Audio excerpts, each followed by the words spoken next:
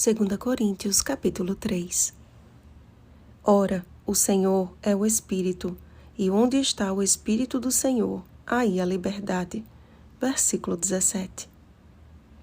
Consagrado para um ministério santo e de grande responsabilidade, Moisés tornou-se o maior líder que Israel já teve. Sua missão desafiadora incluía, além de liderar milhões de hebreus doutrinados pela cultura egípcia, estar perante Deus a fim de receber os estatutos e as leis que regeriam aquela nova nação. Para um povo que era escravo, sob um governo injusto imposto por Faraó, o Senhor fez questão de introduzir o que seria a Constituição Federal de Israel da seguinte forma: Eu sou o Senhor, teu Deus, que te tirei da terra do Egito, da casa da servidão. Êxodo capítulo 20, versículo 2. Os 10 mandamentos deveriam ser obedecidos como lembrança da liberdade obtida pelas mãos de um Senhor justo e não como uma nova forma de escravidão.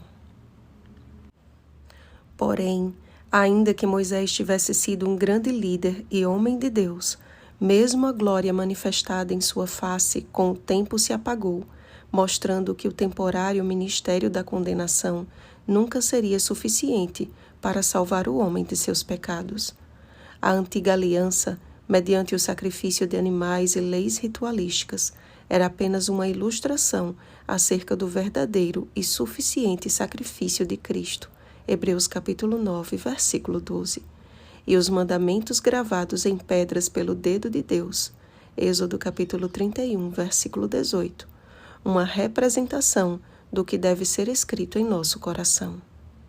Tiago chamou os 10 mandamentos de lei da liberdade, pela qual todos serão julgados, e logo após enfatizou que a misericórdia triunfa sobre o juízo. Tiago capítulo 2, versículos 12 e 13. Ou seja, há uma saída para o pecador, há uma oportunidade de remissão, uma nova aliança estabelecida por Jesus Cristo, a qual retira o véu e revela a glória do Pai. Como bem expressou Tiago, a lei do Senhor é uma expressão de liberdade, porque onde está o Espírito do Senhor, aí a liberdade. O pecado nos escraviza e a lei de Deus nos faz lembrar disso. Mas ainda que buscássemos obedecê-la com perfeição, jamais conseguiríamos.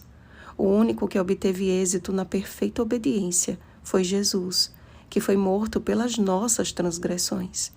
E é justamente a sua vitória que garante a nossa vitória sobre o pecado.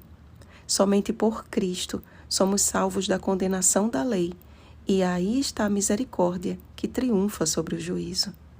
Como ministros de uma nova aliança, não nos recomendamos a nós mesmos como se a nossa obediência fosse suficiente, mas endereçados por Cristo como sua carta, somos chamados para revelar o seu caráter através de um coração submisso ao Espírito do Deus vivente. Ó amados, não confundam liberdade com libertinagem. Se Cristo morreu por causa de nossos pecados, que são a transgressão da lei, 1 João capítulo 3, versículo 4, deveríamos nós ignorá-la? Absolutamente. Se matar, roubar, adulterar, ter outros deuses além de Deus, não observar o sábado, tornou-se uma possibilidade a partir do sacrifício de Jesus, o que estamos fazendo pregando o evangelho do amor a Deus e ao próximo? Percebem, meus irmãos?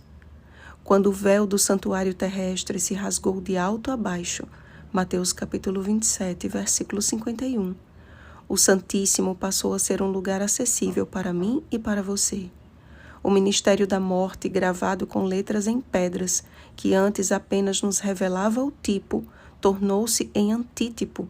O ministério da redenção, gravado em tábuas de carne, isto é, nos corações, revestido de glória permanente, apontando para o único que foi obediente até a morte e morte de cruz. Filipenses capítulo 2, versículo 8. Deus deseja gravar em nosso coração a sua santa lei, não mais em pedras, mas nos corações, através do seu Espírito. Então, o que o mundo julga ser uma escravidão Para nós será sempre liberdade. Assim como a glória de Deus era manifestada no lugar santíssimo do santuário terrestre, acima da arca da aliança, onde estavam os mandamentos de Deus, o Senhor deseja manifestar a sua glória em nós, que somos santuário do Espírito Santo. 1 Coríntios capítulo 6, versículo 19. Gravando a sua lei, manifestação do caráter de Cristo em nossos corações. A obediência à lei de Deus, portanto, não é a causa da nossa salvação, mas definitivamente é a consequência da salvação. Pois ninguém que é verdadeiramente salvo por Cristo anda em rebelião contra Deus e seus mandamentos. Assim diz o Senhor: dar-vos-ei coração novo, e porei dentro de vós espírito novo. Tirarei de vós o coração de pedra, e vos darei coração de carne.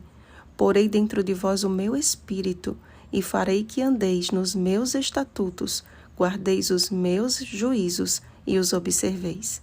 Ezequiel capítulo 36, versículos 26 e 27. Jesus está voltando para buscar os que guardam os mandamentos de Deus e a fé em Jesus. Apocalipse capítulo 14, versículo 12. Aqueles que verdadeiramente têm sido transformados de glória em glória na sua própria imagem, como pelo Senhor o Espírito. A harmonia entre a lei de Deus e a justiça de Cristo é o Evangelho eterno que iluminará o mundo com a glória de Deus.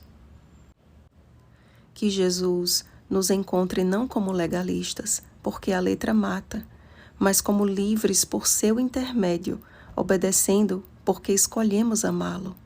Como escreveu o próprio apóstolo Paulo, o cumprimento da lei é o amor. Romanos capítulo 13, versículo 10. Oremos, amados. Pai de amor eterno, como todos os dias temos orado, hoje pedimos mais uma vez pelo batismo do Espírito Santo, pois onde há o teu Espírito, aí há liberdade. Livra-nos, Senhor, de interpretações humanas e falíveis acerca da tua palavra. A tua lei é um espelho que precisamos, a fim de ser revelado o nosso coração enganoso e buscarmos em Cristo o perdão e nele encontrarmos a salvação. Ó Senhor, somos tão gratos pela salvação em Cristo Jesus, que morreu por causa da nossa transgressão à tua lei. Ajuda-nos a compreender que a graça e a verdade se encontraram e a justiça e a paz se beijaram na cruz do Calvário. Esse é o Evangelho eterno, é a harmonia que precisa ser testemunhada em nossa vida, apontando para o juízo, mas também para a esperança na breve volta do Senhor. Grava a tua lei em nosso coração, concedendo-nos o caráter de Cristo. Em nome de Jesus. Amém. Vigiemos e oremos.